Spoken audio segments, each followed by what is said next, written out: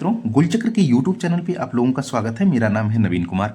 Banking वाला topic आपका चल रहा है। बैंकिंग वाले टॉपिक में आपका मौद्रिक नीति चल रहा है, मॉनेटरी पॉलिसी। अच्छा, मॉनेटरी पॉलिसी जो होती है आरबीआई के द्वारा संचालित की जाती है मात्रात्मक उपकरणों के माध्यम से और गुणात्मक उपकरणों के माध्यम से। ये देखिए, आज हम गुणात्मक या चयनात्मक उपकरण पढ़ाने वाले हैं आपको, लेकिन इससे पहले हमने मात्रात्मक उपकरण पूरा डिटेल से पढ़ा दिया है। मात्रात्मक उपकरण में हमने जो है बैंक दर, repo rate, reverse repo rate, CRR, SLR, खुले बाजार की क्रिया, सारा कुछ अच्छे से डिटेल से पढ़ाया है।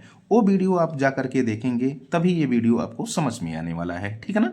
तो फिलहाल आते हैं अपने टॉपिक पे, गुणात्मक उपकरण में।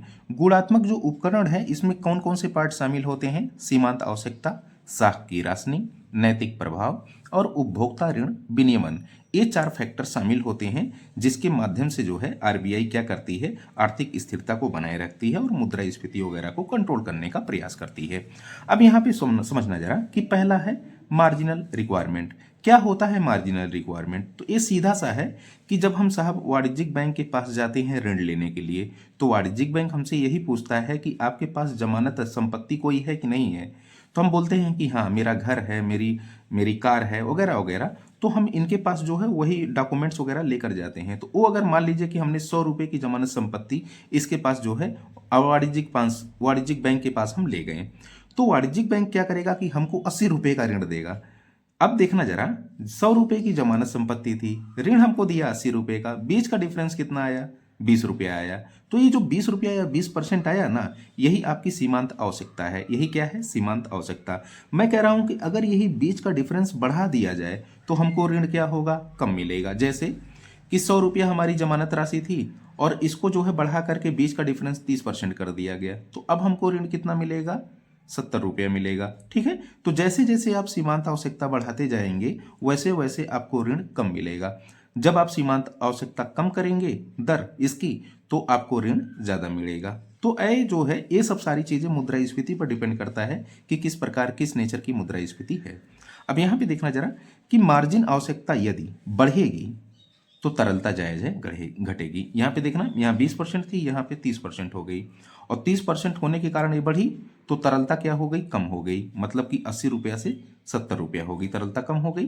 फिर अगर इसको हम घटा देते हैं तो फिर वही तरलता उल्टा बढ़ जाएगी।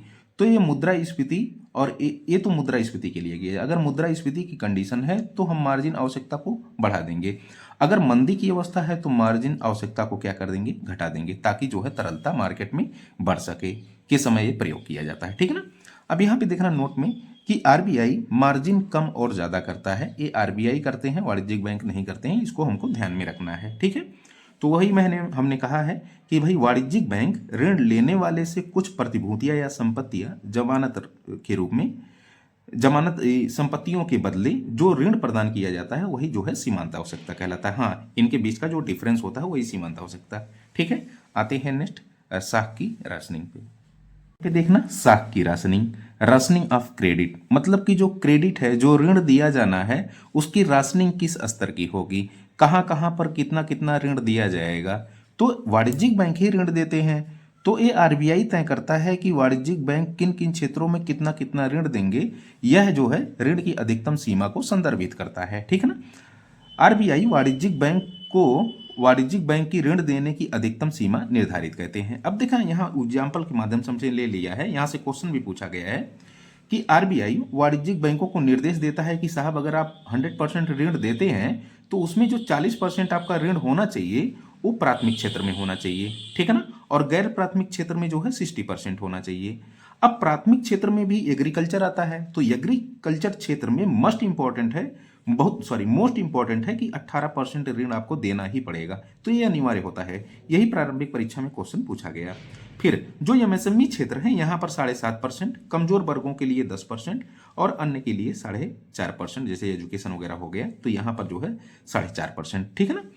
अब यहाँ पे जरा देखना कि जो गैर प्राथमिक क्षेत्र है, तो जैसे उद्योग क्षेत्र हो गया 30 से 35%, सेवा क्षेत्र हो गया 25 से 30%, अन्न में जो है 5 से 10%। तो इस प्रकार के जब क्रेडिट की, मतलब ऋण की राशनिंग की जाती है तो उसी को हम साख की राशनिंग कहते हैं। ये आरबीआई वाणिज्यिक बैंकों के लिए निर्धारित करती है। अब यहां देखना नैतिक प्रभाव। नैतिक प्रभाव क्या है? मोरल सुएशन क्या होता है? तो यहाँ जो मुद्रा क्या नाम है आरबीआई होती है, आरबीआई वाणिज्यिक बैंकों को निर्देश देती है कि देखिए आप ऋण इस प्रकार दीजिएगा कि अर्थव्यवस्था में बहुत ज़्यादा मुद्रास्फीति ना हो, ना तो बहुत अस्फीति हो, मतलब कि दोनों के मध्य, मतलब महंगाई और एकदम सस्ताई दोनों के बीच में एक संतुलन स्थापित किया जा सके, ताकि 4% जो इन्फ्लेशन का जो एक टारगेट रखा गया है ना, इसके बीच बना रहे, ठीक है ना, ±2%।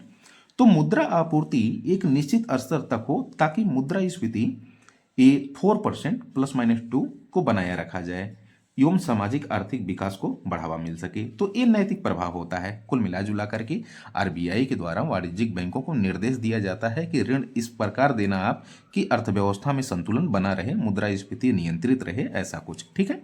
ये नैतिक प्रभाव। उपभोक्ता ऋण विनियमन, ये क्या होता है? तो आरबीआई के द्वारा जब उपभोक्ताओं को ऋण दिए जाते हैं तो कई ठो शर्तें लाद दी जाती हैं। देखिए, डाउन पेमेंट आपको करना पड़ेगा, किस्तों की संख्या इतनी होगी, ऋण सीमा ए होगी, ब्याज दर ए होगी। तो ये क्या कहलाता है? उपभोक्ता ऋण विनियमन कहलाता है, ठीक है ना भैया। तो ये आपका कंप्लीट हुआ गुणात्मक या चयनात्मक उपकरण। अब आते हैं हम लोग कुछ और देखते हैं। तक हमने क्या देखा? मौद्रिक नीति। मौद्रिक नीति में मात्रात्मक उपकरण और गुणात्मक उपकरण, इन्हीं का प्रयोग करके मौद्रिक नीति संचालित की जाती है, ठीक है ना। अर्थव्यवस्था को स्थिरता प्रदान की जाती है और साथ ही साथ मुद्रास्फीति को नियंत्रित करने का प्रयास किया जाता है। तो मात्रात्मक उपकरण में हमने देखा बैंक दर, repo rate, reverse repo rate, नगद आरक्षित अनुपात जिसको हम कैश रिजर्व रेशियो कहते हैं, और सांविधिक तरलता अनुपात जिसको हम स्टेचुअरी लिक्विडिटी रेशियो कहते हैं, ठीक है ना। सारा कुछ डिटेल से देखा गया है पिछले क्लासेस में, ठीक है। अब साहब ये अगर हम बढ़ा देते हैं सारे के दरों को तो जो है तरलता कम होगी, और तरलता कम होगी तो मांग कम होगी, मांग कम होगी तो वस्तुओं एवं सेवाओं की कीमतें कम होंगी, मुद्रास्फीति नियंत्रित होगी, ठीक है ना। ऐसे ही हमने सीमांत आवश्यकता बताया गुणात्मक उपकरण में, तो बताया कि साहब अगर इसकी दरें बढ़ जाती हैं तो तरलता कम होगी, फिर यही से सिचुएशन आएगी। साख की राशनिंग, नैतिक प्रभाव और उपभोक्ता ऋण विनियमन, अभी तक हमने यहाँ तक देखा है। अब आप आते हैं नेक्स्ट कुछ देखते हैं।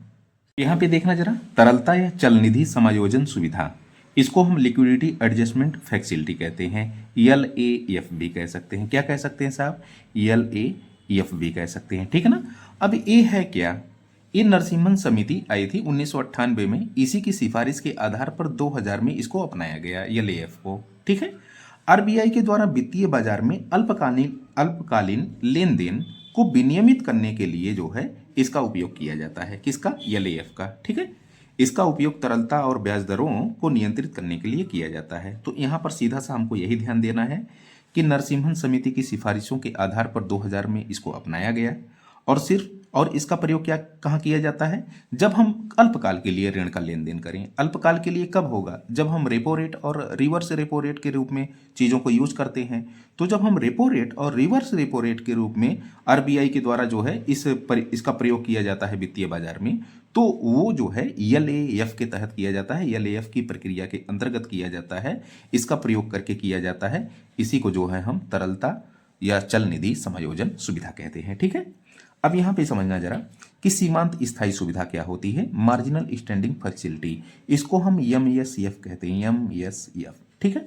ये क्या होता है? इसकी अवधारणा 2011 में प्रभावी हुई। यहाँ पे समझना जरा, ये होता क्या है कि MSF ब्याज की वह दर है जिसके तहत वाणिज्यिक बैंक आरबीआई से अपने शुद्ध जमा का, मतलब NDTL का 1% रात भर के लिए ऋण लेते हैं। मतलब केवल रात भर के लिए जब ऋण लिया जाए, एक दिन के लिए ऋण लिया जाए, तो वह जो है क्या कहलाता है? जिस दर पे ऋण लिया जाएगा वो क्या कहलाएगा? MSF कहलाएगा, ठीक है ना। अब यहाँ पे देखना, इसकी सुविधा एक दिन के भीतर होने वाले उतार चढ़ाव को रोकने के लिए किया जाता है। अच्छा, जब हम मुद्रा बाजार पढ़ेंगे, काल मनी मार्केट, तो वहां पर बताएंगे कि एक दिन के लिए जो धन का लेन देन किया जाता है उसको काल मनी मार्केट कहते हैं। तो काल मनी मार्केट के अंतर्गत ही जो है आपका MSF का प्रयोग किया जाता है। अच्छा, अचानक आप किसी से पैसा मांग लीजिए और ब्याज पे पैसा मांगिए तो वो ब्याज बढ़ा करके देगा, ठीक है ना। बोलेगा नहीं साहब इतना ब्याज लगेगा। तो जायज है कि आप आरबीआई से जा रहे हो रात भर के ऋण लेने के लिए तत्काल में, किसी आपातकाल परिस्थिति में, तो कहेगा कि देखिए अल्पकाल के लिए ऋण तो हम जो है रेपो रेट के तहत भी आपको देते हैं, लेकिन आपको एकदम तत्काल की जरूरत पड़ गई है इसलिए हम रेपो रेट से ज़्यादा बढ़ा के देंगे। तो हमेशा जो MSF होता है वो RR से ज़्यादा होता है, मतलब रेपो रेट से ज़्यादा होता है। इसका 7 होगा तो इसका 6.5 होगा। वर्तमान में MASF का जो है 5.5% है और रेपो रेट जो है 5.25% है। तो ये जो है सीमांत स्थायी सुविधा है जो रात भर के लिए ऋण का लेन देन करने के लिए प्रयोग में लाया जाता है। ठीक ना भैया। तो आज के लिए फिलहाल इतना ही करते हैं, कल मिलते हैं किसी और जो है नए दरों के साथ, क्योंकि अभी बहुत सारे दरें हैं तो एक एक चीज़ देखेंगे। क्योंकि कंटेंट के साथ किसी प्रकार का कंप्रोमाइज़ मैं नहीं कर पाऊंगा, भले ही वीडियो लॉन्ग वगैरह जाए, कितना वीडियो जाए मुझसे इससे मतलब नहीं। जो पढ़ने वाले हैं वो पढ़ेंगे ही, ठीक है। मुझे बहुत ज़्यादा इस पे ये नहीं है कि नहीं बहुत ज़्यादा व्यूज़ चला जाए या बहुत मुझे पैसा मिल जाए वगैरह, ये बेकार की सब चीज़ है, ठीक है ना। तो मिलते हैं कल। Thank you so much.